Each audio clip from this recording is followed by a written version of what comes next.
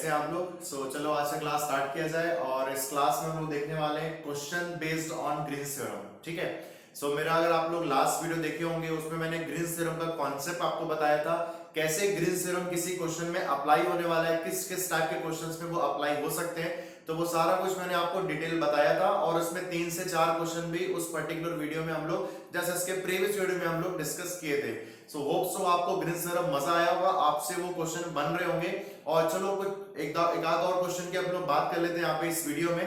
और इसमें first question देखो लिखा हुआ है कि कंसीडर द लाइन इंटीग्रल, यहाँ पे लिखा हुआ है क्लोज इंटरवल, ये close C x dy minus y dx, the line integral being taken in a counter clockwise direction। देखो यहाँ पे इंपॉर्टेंट चीज क्या है, यहाँ पे लिखा हुआ है काउंटर क्लॉकवाइज डायरेक्शन। ठीक है। और यहाँ पे अगर आप फिगर देख रहे होंगे तो जो डायरेक्शन बना हुआ है यहाँ पे रीजन का, जो सी का, ये लिखा हुआ है यहाँ पे देखो काउंटर क्लॉकवाइज डायरेक्शन। ठीक है, आपको बात समझ में आ रही होगी। और over the closed curve C, close curve form कर रहा है और ये कर्व किस शेप में गिवन है आपको, ये कर्व किस शेप में गिवन है आपको, मोस्ट इंपोर्टेंट ये जानना है। अगर मैं ध्यान देता हूं तो ये जो पार्ट बना हुआ है दिस वन, ये एक रेक्टेंगल शेप में आपको दिख रहा है। क्या है ये अपने पास एक रेक्टेंगल शेप में दिख रहा है। ठीक, अगर मैं बात करूं इस वाले पार्ट का तो ये आपको दिख रहा है एक सेमी सर्कल।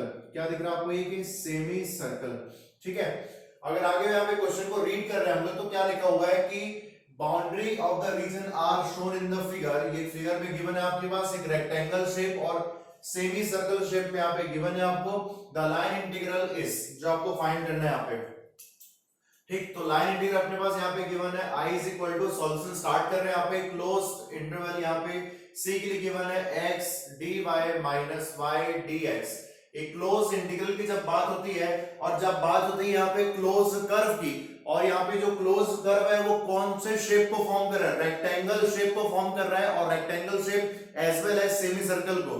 तो इसका मतलब है कि इस जगह पे हम लोग ग्रीन्स थ्योरम अप्लाई कर सकते हैं और बड़ी खूबसूरत सी चीज होती है ग्रीन्स थ्योरम। आपको मैं यहाँ पे एक्सप्लेन करता हूँ ग्रीन्स थ्योरम एक्चुअल में होता क्या है। ठीक है। जस्ट यहाँ पे हम लोग ग्रीन्स थ्योरम का फॉर्म लिख लेते हैं जो हम लोगों ने लास्ट वीडियो में देखा हुआ था। और फॉर्म था अपने पास close integral phi dx plus psi dy is equal to double integration surface. अब जब लाइन क्लोज हो रही है और लाइन क्लोज होने पे कौन सा फॉर्म हो रहा है, सेमी सर्कल एंड रेक्टेंगल। तो लाइन के क्लोज होने से क्या हो रहा है, एक सरफेस क्रिएट हो रहा है। कौन से प्लेन पे सरफेस क्रिएट हो रहा है, एक्स एंड वाई प्लेन मेरे पास यहाँ पे फिगर में गिवन है। और उससे जो सरफेस क्रिएट हो रहा है उसी सरफेस का अपने को यहाँ पे ग्रीन्स थ्योरम के अकॉर्डिंग आंसर निकालना है। क्या आपको समझ में आया कि बताओ, तो बिल्कुल आपको समझ में आया होगा। तो सरफेस इंटीग्रल यहाँ पे हो गया, ये अपने पास del psi by del x minus del phi by del y dx dy। पहले ये लाइन इंटीग्रेशन में था। लाइन इंटीग्रेशन मतलब विद रिस्पेक्ट टू x या with respect to y, close interval से यहाँ पे सरफेस क्रिएट हो रहा है और सरफेस आप हम जानते ही हैं कि वहां पे डबल इंटीग्रेशन तो आना ही है। तो ये होता है मेरे पास ग्रीन्स थ्योरम के अकॉर्डिंग ये फॉर्मूला। ठीक है। अब यहाँ पे अगर ग्रीन्स थ्योरम अप्लाई कर रहे हैं हम लोग तो सबसे पहले अगर कंपेयर करो तो कंपेयर करने से आपको मिल रही है फाई की वैल्यू। फाई क्या होता है, dx का कोएफिशिएंट। dx का कोएफिशिएंट कौन है यहाँ पे, माइनस फाई। ये ध्यान रखना आप लोग, है ना। उसके बाद अगर मैं बात करूं यहाँ पे साइन की वैल्यू क्या है, तो साइन है dy का कोएफिशिएंट और वो है यहाँ पे x। अगर आपने कुछ भी गड़बड़ कर दिया, मतलब कि अगर आपने फाई को लिख दिया x और साइन को लिख दिया माइनस फाई, तो खत्म, वहीं पे सब कुछ खत्म हो जाएगा आपका। समझ में आ रहा है ये चीज। तो यहाँ पे अगर मैं इस इंटीग्रेशन को लिख रहा हूं तो इसका डेरिवेटिव निकाल लेते हैं। तो partial derivative of phi with respect to y ये हो गया -1 और partial derivative of sine with respect to x ये हो गया 1। क्या आपको समझ में आया। तो i इज इक्वल टू ये डबल इंटीग्रेशन मतलब सरफेस इंटीग्रेशन में चेंज हो रहा है और ये हो गया s। और अगर बात करूं मैं यहाँ पे इस फॉर्म की तो ये हो गया 1 माइनस माइनस 1 और ये हो गया dx dy। इसको ब्रैकेट में लिख लेते हैं यहाँ पे। अगर मैं इसको आगे सॉल्व करता हूं तो डबल इंटीग्रेशन सरफेस के लिए ये हो गया 2 dx dy। ठीक, इसको अगर अपन आगे सॉल्व करते हैं तो ये हो जाएगा 2 डबल इंटीग्रेशन सरफेस dx और dy।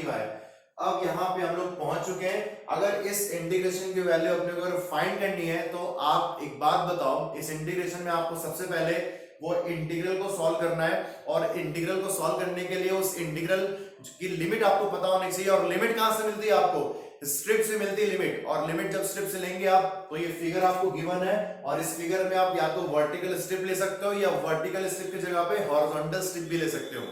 लेकिन मैं आपको एक और चीज बोलूंगा, यहाँ पे गौर करने वाली बात ये है कि आप अगर इसको देख रहे हो, कौन सा पार्ट, ये देखो ये वाला पार्ट, इस पार्ट को अगर आप देख रहे हो तो ये एक्चुअल में क्या शो कर रहा है, ये एक्चुअल में शो कर रहा है एरिया,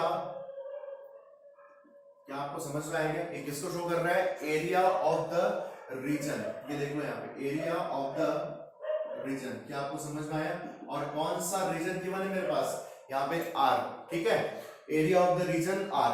अब यहाँ पे जो 2 मल्टीप्लाई है वो तो ठीक है, और ये फॉर्मूला हम लोग डबल इंटीग्रेशन में देख चुके हैं, डबल इंटीग्रेशन dx dy, तो किसका फॉर्मूला होता है, ये फॉर्मूला होता है एरिया का, और किसका एरिया, रीजन का, और रीजन किस शेप में, यहाँ पे रीजन शेप में, यहाँ पे मेरे पास एक रेक्टेंगल शेप में और एक सेमी सर्कल शेप में, तो भाई रेक्टेंगल का एरिया क्या लिखते हैं हम लोग, लेंथ इनटू ब्रेड्थ, और सेमी सर्कल का एरिया क्या लिखते हैं, हाफ पाई आर स्क्वायर। क्या आपको समझ में आया क्या? अगर मैं इसको आगे यहाँ पे सॉल्व कर रहा हूं, सो मुझे दिख रहा है यहाँ पे I is equal to 2 into सबसे पहले एरिया ऑफ रेक्टेंगल, ठीक है, क्या आपको बात समझ में आ रही है, plus area of semi circle, ठीक है, इतना हम लोग यहाँ पे पहुंच चुके हैं। अगर मैं इसको आगे सॉल्व करता हूं, यहाँ पे अगर मैं इसको आपको आगे सॉल्व करके बता रहा हूं, तो यहाँ पे एरिया ऑफ रेक्टेंगल हम लोग लिखने वाले हैं I is equal to 2 into area of rectangle. So area of rectangle यहाँ पे क्या होने वाला है, ये हो गया इसका लेंथ है, ये फिगर में आपको बताने वाला हूं, ये हो गया इसका लेंथ दैट इज 3, और ये हो गया इसका यहाँ पे हाइट या ब्रेड्थ दैट इज 2। तो इसका मतलब हो गया यहाँ पे एरिया हो गया लेंथ इनटू ब्रेड्थ, ओके, और plus area of semi circle, तो एरिया ऑफ सेमी सर्कल अपने पास होता है यहाँ पे हाफ पाई आर स्क्वायर, ये होता है मेरे पास। अगर आप ध्यान से देख रहे होंगे यहाँ पे, तो I इज इक्वल टू हो गया 2 इंटू ये हो गया 6 plus half into pi into R square. यार आर स्क्वायर कितना होगा बताओ, तो आर वहां पे क्या है, रेडियस ऑफ सर्कल, यहाँ पे सेमी सर्कल फॉर्म हो रहा है, तो एक बात बताओ, ये जो होगा ये इसका सेंटर होगा, और सेंटर से जो डिस्टेंस वो कितना दिख रहा है आपको, ये दिख रहा है 1 यूनिट का। क्या आपको समझ में आ रहा है? इसका मतलब है रेडियस यहाँ पे हो गया 1 स्क्वायर, ये हो गया I is equal to 2 into 6 plus ये हो गया पाई बाई 2। क्या आपको समझ में आ रहा है? अगर मैं इसका आंसर यहाँ पे लिख रहा हूं, ये आंसर यहाँ पे नोट कर रहा हूं मैं ब्लू पेन से, सो I इज इक्वल टू मेरे पास हो गया 12 प्लस पाई, तो ये हो गया मेरे पास इसका आंसर। क्या आपको समझ में आया कि ये क्वेश्चन, सो ये क्वेश्चन बड़ा आसान सा क्वेश्चन था, क्योंकि इसमें ग्रीन्स थ्योरम जो है वो ये लग रहा है यहाँ पे, और ग्रीन्स थ्योरम कब लगता है, जब हम लोग के पास एक क्लोज्ड लाइन से कर्व तैयार होता है, और कर्व मतलब रीजन तैयार होता है, और वो रीजन किसी भी शेप का हो सकता है, जैसे कि इस पर्टिकुलर क्वेश्चन में मेरे पास रेक्टेंगल और सेमी सर्कल के फॉर्म में था। क्या आपको समझ में आ रहा है? और उसी फॉर्म को मैंने यहाँ पे यूज किया हुआ है, और आपको तो पता ही है कि डबल इंटीग्रेशन होता है मेरे पास dx dy, और मैंने यूज किया area of rectangle plus area of circle. तो आंसर मेरे पास आ रहा है 12 प्लस पाई, और 12 प्लस पाई के अकॉर्डिंग अगर हम लोग यहाँ पे आंसर देख रहे हैं, ठीक है, तो कौन सा ऑप्शन यहाँ पे मेरे पास सेटिस्फाई हो रहा है, ऑप्शन बी, ठीक है, यहां तक तो क्लियर है। अब इसमें देखो ये क्वेश्चन जो आया था मेरे पास, ये क्वेश्चन मेरे पास आया था गेट 2019 में आया था इलेक्ट्रॉनिक्स में। सो मेरे अकॉर्डिंग ये क्वेश्चन खास इसलिए है क्योंकि अगर यहाँ पे आप स्ट्रिप लेके सॉल्व करते हो ना, तो ये कभी आपसे सॉल्व नहीं होगा। अगर आप वहां पे आपका लिंक मैच नहीं किया कि एरिया का फॉर्मूला तो अपने को पता ही है कि डबल इंटीग्रेशन dx dy होता है, अगर ये फॉर्मूला क्लिक नहीं किया ना, तो आप क्या करोगे, आप स्ट्रिप लेना स्टार्ट करोगे, और स्ट्रिप लेने से ये आसानी से सॉल्व नहीं होगा, आपकी हालत खराब हो सकती है, इसमें क्वेश्चन आपसे सॉल्व नहीं होगा एट द एंड। तो यहाँ पे देखा मैंने यहाँ पे कि भाई ये तो एरिया का फॉर्मूला है, एरिया ऑफ द रीजन, और मैंने आंसर दिया आपके पास I is equal to 12 plus pi, तो यहाँ से मेरे पास आंसर आ रहा है 12 प्लस पाई। हाँ, अगर यहाँ पे देखने वाली बात ये भी है कि अगर आपका यहाँ पे 2 आपने मिस कर दिया, लेट सपोज आपने ये 2 मिस कर दिया कहीं किसी भी स्टेप में, यहाँ पे आपने 2 मिस कर दिया, तो आपका आंसर और क्या आ सकता है, आपका आंसर जो है ये भी आ सकता है 6 प्लस पाई बाई 2, और उस केस में आंसर जो है वो बिल्कुल गलत है। इस क्वेश्चन का जो करेक्ट आंसर है मेरे पास वो है 12 प्लस पाई, ये मैंने निकाला। सो हम लोग नेक्स्ट क्वेश्चन में मिलते हैं, इसको आप लोग आराम से नोट कर लो, होप सो आपको ये समझ में आया होगा, ठीक है। सो अभी हम लोग यहाँ पे लास्ट क्वेश्चन डिस्कस किए थे, और उसका कुछ पॉइंट्स आपको मैं एक्सप्लेन कर रहा हूँ यहाँ पे। आप अगर क्वेश्चन जो अभी लास्ट किए थे उसको आप रीड किए होंगे तो उसमें जो कर्व गिवन था, ठीक है, एक क्लोज लाइन वहां पे फॉर्म हो रहे थे, that creates the region R, और वो जो रीजन है वो किस शेप में था अपने पास, रेक्टेंगल शेप में था एंड सेमी सर्कल के फॉर्म में था। अभी उसमें एक चीज लिखा हुआ था, उसमें डायरेक्शन मेंशन था क्लॉकवाइज और एंटी क्लॉकवाइज। तो अगर मैं लास्ट क्वेश्चन की बात कर रहा हूं तो उसमें जो सी जो कर्व गिवन था आपके पास, तो डायरेक्शन क्या था, काउंटर क्लॉकवाइज डायरेक्शन, ठीक है। तो इसकी बात मैंने वहां पे नहीं की थी क्योंकि बोर्ड में स्पेस नहीं था। अभी यहाँ पे ध्यान से देखो, ये इंपॉर्टेंट चीज है अपने आप में। अब देखो अगर मेरे पास जो फिगर था, इस फिगर को मैं देखो फिर से यहाँ पे ड्रॉ कर रहा हूँ, कुछ इस शेप में फिगर बना हुआ था, ठीक है, या जिस भी शेप में क्वेश्चन में फिगर हो सकता है, ये शेप में गिवन था एक्स और वाई, और ये सी यहाँ पे रीजन आर, इस शेप में आपके पास फिगर गिवन था, ठीक है। और आप देख रहे होंगे जो कर्व का डायरेक्शन है वो क्या है मेरे पास, एंटी क्लॉकवाइज है ना, इसको एक और भी नाम क्या बोलते हैं, एंटी क्लॉकवाइज डायरेक्शन या काउंटर क्लॉकवाइज डायरेक्शन, दोनों एक ही चीज है। अगर मैं यहाँ पे एक चीज देख रहा हूं कि ये जो डायरेक्शन में लिखा हुआ है एंटी क्लॉकवाइज डायरेक्शन, जो क्वेश्चन में गिवन था, अब याद करो अपना जो ट्रिग्नोमेट्री हम जब स्टार्ट करते हैं, है ना, अपने लाइफ में जब फर्स्ट टाइम ट्रिग्नोमेट्री पढ़ते हैं, तो हम लोग जब क्वाड्रेंट्स की बात करते हैं, तो जब मैं यहाँ पे मूवमेंट लेता हूँ 0 से 90 डिग्री, 90 से 180 डिग्री, है ना, ध्यान देना आप लोग यहाँ पे, ये देखो ये हो गया 0, फिर उसके बाद 90 डिग्री, फिर 180 डिग्री, फिर 270 डिग्री, 360 डिग्री, इस टाइप की बात होती है। सो जब भी हम लोग का जो मूवमेंट होता है, जब भी हम लोग का मूवमेंट अगर एंटी क्लॉकवाइज डायरेक्शन पे होता है, ध्यान से देखना आप लोग यहाँ पे, जब भी हम लोग का जो मूवमेंट है वो एंटी क्लॉकवाइज डायरेक्शन पे होता है या काउंटर क्लॉकवाइज डायरेक्शन पे होता है, तो हम लोग को यहाँ पे इस डायरेक्शन में ऑलवेज पॉजिटिव एंगल्स मिलते हैं, यहाँ पे ऑलवेज पॉजिटिव एंगल्स की बात होती है, ओके। अब यहाँ पे आप देख रहे हो कि इसमें भी आपके पास जो कर्व है वो एंटी क्लॉकवाइज डायरेक्शन पे है, तो जो भी हम लोग इंटीग्रेशन यहाँ पे लिखने वाले हैं, जो भी हम लोग इंटीग्रेशन यहाँ पे लिखेंगे, मोस्ट इंपॉर्टेंट आपको पार्ट बता रहा हूं कि वो हमेशा पॉजिटिव लेके चलेंगे अपन, क्योंकि जितने भी एंगल्स फॉर्म होंगे, देखो सिंपल सी बात है कि आपको ये रीजन को कवर करना है और इस रीजन का आपको एरिया फाइंड करना था, आपने देखा था लास्ट क्वेश्चन में, ठीक है ना। मतलब उसके इंटीग्रेशन की वैल्यू फाइंड करनी थी, और जो लाइन इंटीग्रेशन यहाँ पे बना हुआ है वो लाइन फॉलो कैसे हो रहा है, वो एंटी क्लॉकवाइज डायरेक्शन पे हो रहा है, और एंटी क्लॉकवाइज डायरेक्शन में जब फॉलो करते हैं किसी भी फिगर को, तो एंगल हमेशा किस में होगा, पॉजिटिव में होगा। इसका मतलब है कि जो इंटीग्रेशन की जो वैल्यू अपन जब फाइंड करते हैं तो ऑलवेज प्लस से स्टार्ट करते हैं। क्या आपको समझ में आ रहा है? दैट्स व्हाई यहाँ पे लिखा हुआ है काउंटर क्लॉकवाइज डायरेक्शन, और मैंने आपको कुछ इस तरीके से बताया था और इसको चेंज किया था, इसको मैं चेंज किया था एस, और यहाँ पे मैंने लिखा था यहाँ पे del psi by del x minus del phi by del y, और ये हो गया dx और ये dy। क्या आपको समझ में आया? लेकिन हाँ, अब यहाँ पे अगर क्लॉकवाइज की बात होती है तो अब क्या करेंगे, तब यहाँ पे मैं आपको बता देता हूँ, जब हम लोग का मूवमेंट होता है यहाँ पे 0 degree, 90 degree, minus sorry 180 degree, और ये 270 डिग्री, 360 डिग्री। सो जब हम लोग मूवमेंट करते हैं यहाँ पे, किस तरीके से मूवमेंट कर रहे हैं हम लोग, यहाँ पे हम लोग मूवमेंट कर रहे हैं क्लॉकवाइज डायरेक्शन पे। ये कौन सा है मेरे पास, क्लॉकवाइज डायरेक्शन। और क्लॉकवाइज डायरेक्शन पे जो हम लोग को एंगल्स मिलते हैं वो कैसे एंगल मिलते हैं, देखना यहाँ पे, ये 0 डिग्री, ये माइनस 90 डिग्री, ये माइनस 180 डिग्री, ये माइनस 270 डिग्री, और यहाँ पे आते हैं हम लोग माइनस 360 डिग्री। तो हम लोग का जो मूवमेंट है अगर वो क्लॉकवाइज डायरेक्शन पे हो गया तो अपने को जो एंगल्स मिलेंगे वो ऑलवेज नेगेटिव एंगल्स मिलेंगे।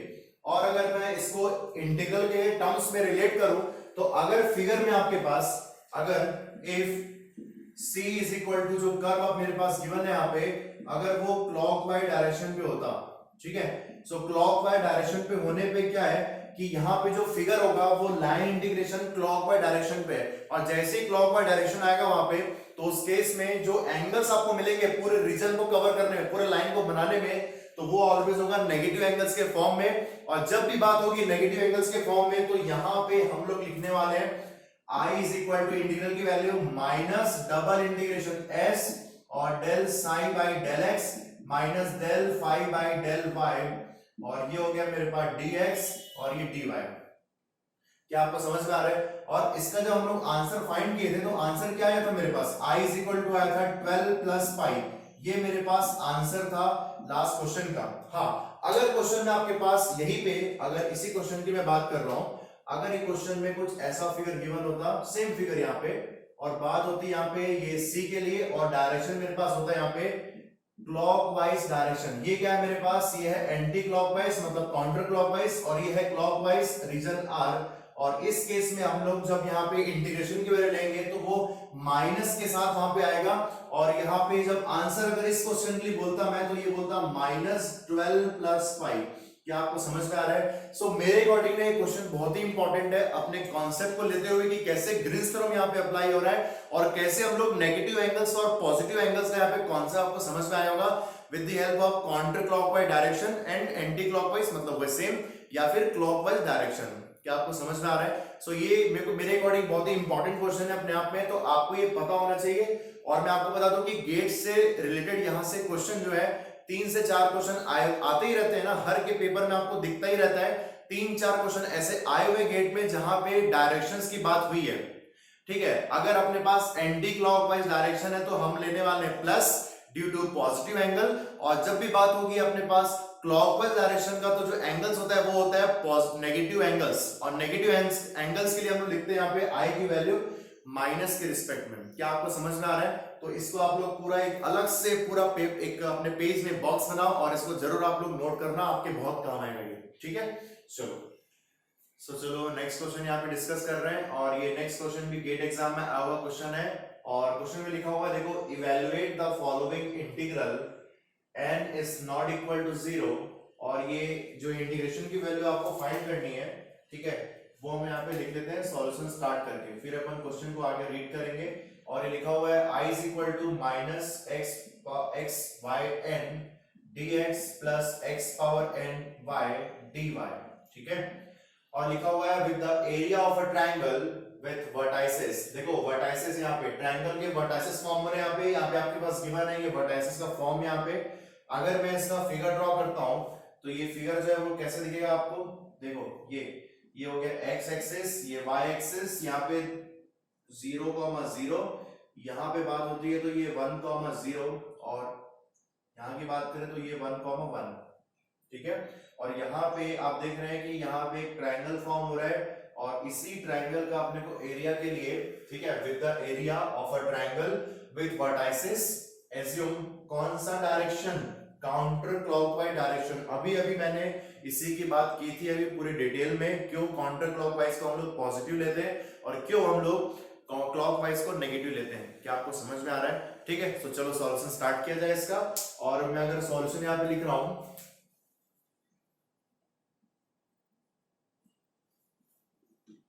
ठीक, सो यहाँ पे अपने पास एक क्लोज्ड कर्व C गिवन है, और क्लोज्ड कर्व C जो है वो डायरेक्शन कैसा है मेरे पास, काउंटर क्लॉकवाइज। देखो मैंने काउंटर क्लॉकवाइज यहाँ पे बनाया हुआ है, ये लिख रहा हूं मैं काउंटर क्लॉकवाइज या एंटी क्लॉकवाइज, दोनों बात एक ही यहाँ पे। ठीक है, अब यहाँ पे ध्यान दो अपने पास ये जो लिखा हुआ है, ठीक, क्या लिखा अपने पास, with the area of triangle.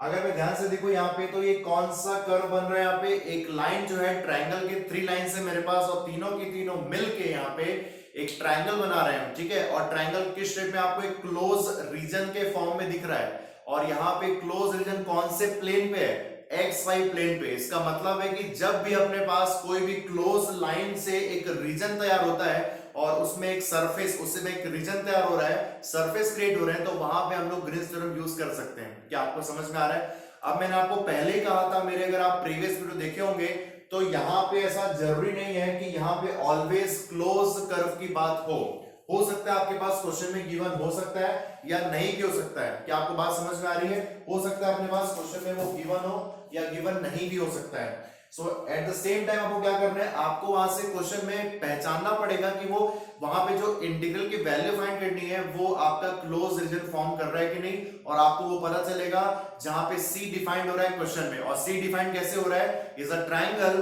With vertices 0 0 1 0 और 1 1। ठीक है, तो यहाँ पे 3 लाइंस के क्लोज होने से ट्रायंगल फॉर्म हो रहा है, और लाइन के क्लोज होने से सरफेस क्रिएट हो रहा है। That's why we can apply Green's theorem. क्या आपको समझ में आ रहा है? अगर मैं यहाँ पे ग्रीन्स थ्योरम की बात करता हूं, सो ग्रीन्स थ्योरम का फॉर्म लिख लेते हैं यहाँ पे पहले तो अपन, बाय ग्रीन्स थ्योरम। पहले आपको फॉर्म लिख के दिखाता हूं यहाँ पे। सो ग्रीन्स थ्योरम यहाँ पे क्लोज इंटरवल C, ओके, और ये हो गया मेरा phi dx plus sin dy is equal to double integration S del psi by del x minus del phi by del y, और यहाँ पे आ गया मेरे पास dx dy। अगर मैं इसका दोनों का हेल्प लेता हूँ यहाँ पे, तो मुझे सबसे पहले मिल रहा है यहाँ पे फाई की वैल्यू क्या मिल रही है, minus x by power n, dx का जो भी कोफिशिएंट बनेगा वो बनेगा फाई के लिए। और अगर मैं अगर साइन की बात करता हूं तो मेरे पास साइन है dy का कोफिशिएंट, तो ये हो गया x पावर n और ये y। ठीक, अगर मैं इसका डेरिवेटिव निकालता हूं, partial derivative of phi with respect to y, so ये आपको मिलेगा यहाँ पे minus n x y power n minus 1। क्या आपको समझ में आ रहा है क्या? बिल्कुल। उसके बाद यहाँ पे आप देखोगे del sine by del x, so ये मिलेगा आपको n x n minus 1 y। ठीक, यहां तक आपको क्लियर हो गया होगा। और इसी को हम लोग यहाँ पे चेंज करके लिखने वाले हैं i is equal to double integration s। ठीक है, और यहाँ पे वैल्यूज पुट कर रहा हूं मैं n x power n minus 1 y minus, और ये प्लस, ठीक, n x y n minus 1। इतना आपको क्लियर हो गया होगा। और ये हो गया मेरे पास d x dy। ठीक, अब बारी आती है यहाँ पे ऑप्शन को चेक कर लो आप लोग। अगर आप ऑप्शन को देख रहे होगे तो इस इंटीग्रेशन की वैल्यू आपको फाइंड करनी है। अगर इस इंटीग्रेशन की वैल्यू आपको फाइंड करनी है तो आपके इसके लिमिट पता होने चाहिए। और आपको लिमिट कहां से मिलती है? आपको लिमिट मिलती है उस रीजन में स्ट्रिप लेने से। तो चलो एक काम करते हैं, स्ट्रिप ले लेते हैं। सो यहाँ पे आप देख रहे होगे पूरा फंक्शन ये डबल इंटीग्रेशन के फॉर्म में गिवन है, तो यहाँ पे एरिया वाली बात नहीं हो रही है जो लास्ट क्वेश्चन में हुई थी। क्या आपको समझ में आ रहा है? तो चलो यहाँ पे एक काम करते हैं, हम लोग स्ट्रिप ले लेते हैं। और जैसे ही अगर मैं यहाँ पे स्ट्रिप लूंगा तो मैंने, चलो मेरा फेवरेट स्ट्रिप तो आपको पता ही है कौन सा स्ट्रिप लेना है मुझे, यहाँ पे वर्टिकल स्ट्रिप। ठीक है, अगर ये वर्टिकल स्ट्रिप की बात करते हैं तो ये जो पॉइंट होता है ये शो करता है y के मिनिमम वैल्यू को, दैट इज 0, और ये जो शो कर रहा है आपके y के मैक्सिमम वैल्यू को, that is x। Straight line ये देख लो अपने पास। और ये जो पॉइंट है मेरे पास ये है x की मिनिमम वैल्यू, दैट इज 0, और ये जो पॉइंट है ये है x की मैक्सिमम वैल्यू 1। अब ये जब लिमिट मैंने यहाँ पे फटाफट यहाँ पे लिखा हुआ है, जो लोग को भी इसमें डाउट होगा आप लोग क्या करो, आप लोग मेरे वीडियोस जो है आप जाके देख सकते हो change of order of integration के, जहां पे मैंने आपको वर्टिकल स्ट्रिप, हॉरिजॉन्टल स्ट्रिप सब कुछ एक्सप्लेन किया हुआ है। और मैंने बहुत सारे क्वेश्चन वहां पे अलग अलग वीडियोस में कराए हुए हैं, पूरी नंबरिंग है वहां पे, आप चेक जरूर करना। अगर आपको ये स्ट्रिप लेना नहीं आता है तो, अगर आप ये वीडियो देख रहे हैं और आप मेरे प्रीवियस वीडियो नहीं देखे होंगे तो, ठीक है, अगर आप देखे तो बहुत अच्छी बात है, आप समझ गए होंगे। अब यहाँ पे लिमिट यहाँ पुट कर लेते हैं। सो जैसे मैं लिमिट यहाँ पे पुट करूंगा तो सबसे पहले मैं अगर वर्टिकल स्ट्रिप ले आऊं तो मैं पुट करूंगा पहले यहाँ पे x की वैल्यू, x का लिमिट यहाँ पे पुट कर रहा हूं मैं, और n-1 ये हो गया dy और dx। x लिमिट क्या है मेरे पास यहाँ पे, ये है 0 से लेके x और ये 0 से लेके 1। ठीक, यहां तक आपको क्लियर हो गया होगा। अब इंटीग्रेशन परफॉर्म करना है 0 से लेके 1। सो जैसे इंटीग्रेशन यहाँ पे करना है with respect to y, so ये हो गया मेरे पास n x power n minus 1, ये हो गया y स्क्वायर बाय 2। ठीक है, और लिमिट यहाँ पे है 0 से लेके x प्लस, ठीक, और यहाँ की अगर बात करते हैं तो ये हो गया n x y n minus 1 है मेरे पास, तो यहाँ पे आप क्या लिखोगे y n minus 1 plus 1 divide by n minus 1 plus 1। इतना आपको आई थिंक क्लियर हो गया होगा। और ये हो गया लिमिट 0 से लेके x dx। क्या आपको समझ में आ रहा है? So with respect to y जब हम लोग इंटीग्रेशन यहाँ पे परफॉर्म कर रहे हैं, सो ये इंटीग्रेशन हो रहा है मेरे पास y का y square by 2, at the same time this will be constant, और nx इसके लिए integration y n minus 1 plus 1 और n माइनस 1 प्लस 1। ठीक, अब इसको आगे सॉल्व कर लेते हैं। तो ये हो गया 0 से लेके 1, ठीक, n बाय 2। अब जैसे आप लिमिट यहाँ पे पुट करोगे तो लिमिट आएगा n माइनस 1, ये हो गया x स्क्वायर। ठीक, ये हो गया अपने पास फर्स्ट पार्ट। सेकंड पार्ट अपन देख रहे हैं यहाँ पे, सेकंड पार्ट है nx डिवाइड बाई n। ठीक है, और इनटू x पावर y की जगह पे x पुट कर रहे हैं यहाँ पे, ये हो गया xn। ये हो गया सेकंड पार्ट मेरे पास। अब चलो इसको आगे भी सॉल्व कर लेते हैं। यहाँ पे अगर आप सॉल्व करोगे इसको तो i इज इक्वल टू आपको मिलेगा n बाई 2। अब ये जो पार्ट है मेरे पास n बाई 2 इंटीग्रेशन 0 टू 1, और ये x n plus 1 x square, कितना हो गया ये x n प्लस 1। ठीक है, ये चीज अपने पास हो गया। उसके बाद प्लस नेक्स्ट पार्ट अपन देख रहे हैं यहाँ पे, नेक्स्ट पार्ट मेरे पास है x, और ये हो गया x n प्लस 1। यहाँ तक आई थिंक क्लियर हो गया होगा आपको। और ये पूरे का फॉर्म बन रहा है यहाँ पे dx, इतना आपको क्लियर है। अगर इसको आगे अपन सॉल्व करते हैं तो ये n/2 will be treated as constant और ये हो गया x n+1 divide by n+1 और ये हो जाएगा मेरे पास इंटीग्रेशन परफॉर्म करने पे ये हो जाएगा 2 और ये भी हो जाएगा मेरे पास 2, ठीक। और लिमिट है मेरे पास 0 से लेके 1 प्लस यहाँ पे हो जाएगा x n+2 डिवाइड बाय ये हो जाएगा n+2 और लिमिट है मेरे पास 0 से लेके 1, ठीक। चलो आगे सॉल्व कर रहे हैं इसको। तो i इज इक्वल टू हो गया n डिवाइड बाय 2। यहाँ पे जब आप लिमिट पुट करोगे तो लिमिट पुट करने पे आपको क्या मिल रहा है यहाँ पे 1 डिवाइड बाय n+2। जब आप x की जगह पे 1 पुट करोगे तो 1 का पावर एनीथिंग क्या होगा 1 ही होगा ना, देखो। उसके बाद यहाँ पे प्लस और 0 पुट करने पे 0 खत्म और 1 डिवाइड बाय n+2 ये, और यहाँ पे आपको मिल रहा है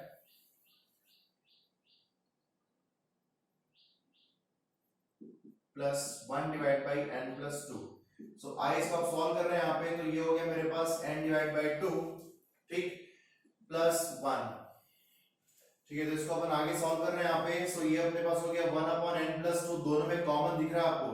सो ये हो गया मेरे पास 1/n+2, दोनों में कॉमन है, इनटू यहाँ बच रहा है n/2 + 1, ठीक। इसको आगे अपन सॉल्व किए तो यहाँ पे हो गया 1/n+2 इनटू ये हो गया मेरे पास n+2 डिवाइड बाय 2। अब ये दोनों कैंसिल हो गए यहाँ से। सो यहाँ पे वैल्यू आ रही है मेरे पास 2, that is your answer. Sorry, यहाँ पे वैल्यू आ रही है मेरे पास इज इक्वल टू 1/2। सो ये अपने पास हो गया आंसर और इसको आप लोग अपने कॉपी में नोट कर लो। सो कैसे अपन ये क्वेश्चन को सॉल्व किए ग्रीन्स थ्योरम से यूज करके। और क्वेश्चन थोड़ा सा जो कॉन्सेप्चुअल तो उतना नहीं है लेकिन क्वेश्चन लेंथी जरूर है। सो दैट्स व्हाई मैंने क्वेश्चन को ले लिया है कि आप लोग इस क्वेश्चन को लास्ट तक सॉल्व करो कैसे आपका आंसर आ रहा है। सो अगर आप मेरा बीच में वीडियो पॉज भी किए होंगे, जैसे मैं हमेशा की तरह आप लोग को हर वीडियो में बोलते ही रहता हूँ क्वेश्चन के लिए। सो अगर आपका ये आंसर 1/2 आया होगा ना तो आपका जो लेंथी क्वेश्चन से जो आंसर आता है ना वो आपका जो कॉन्फिडेंस लेवल को बहुत ही बूस्ट अप करता है कि आपका जो एरर है ना, एरर ऑफ मार्जिन हमेशा किसी भी एग्जाम में हमेशा बहुत ही नेग्लेक्ट करके चलना चाहिए अपने को। क्योंकि अगर मैं कहीं भी किसी भी स्टेप में अपने एरर किया, अपने कहीं भी मिस्टेक किया तो आपका लास्ट में जो आंसर है ना वो गड़बड़ होके ही आएगा। सो इसलिए आपको बोल रहा हूँ कि ये क्वेश्चन इस टाइप के क्वेश्चन है जो लेंथी क्वेश्चन आपको प्रैक्टिस जरूर करनी चाहिए। और लास्ट में अपने पास आंसर क्या आ रहा है यहाँ पे 1/2 और आप चेक कर रहे होंगे ऑप्शन सी यहाँ पे सेटिस्फाई कर रहा है, ऑप्शन सी, ठीक है। सो आप इसको अपने कॉपी में आप लोग नोट कर लो और हम लोग मिलते हैं नेक्स्ट वीडियो में नेक्स्ट कॉन्सेप्ट के साथ, that is volume of the region, ठीक है। सो ये अपना पार्ट होता है ग्रीन्स थ्योरम का।